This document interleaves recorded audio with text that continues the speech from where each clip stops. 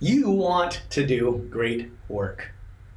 You want to build and be a part of teams and organizations that get things done and produce results.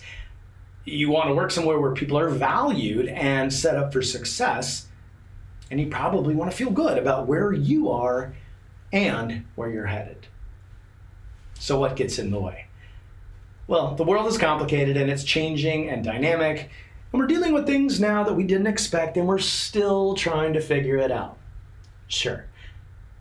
But many of the obstacles that we face aren't the things that are new, but the things that haven't changed.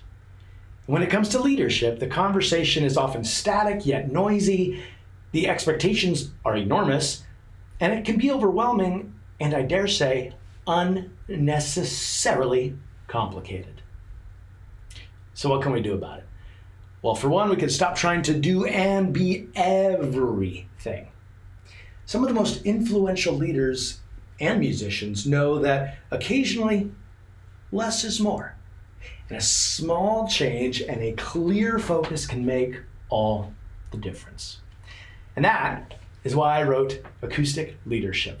Develop a leadership culture that resonates. To further identify those things that may be getting in the way that we don't even realize, and to learn from people and places who are having success where others are struggling. And by the way, this isn't your typical leadership or business book.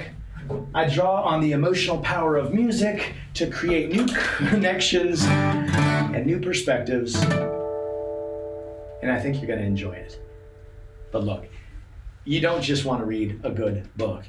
You want to make an impact. And Acoustic Leadership does just that. It puts in place 3 foundations that will consistently create the best outcomes even in this dynamic landscape. We'll introduce small tweaks that every organization and every leader, with or without a title, can implement to create a culture that people want to be a part of. A culture that feels good, a culture that makes sense and inspires. It resonates. Acoustic Leadership.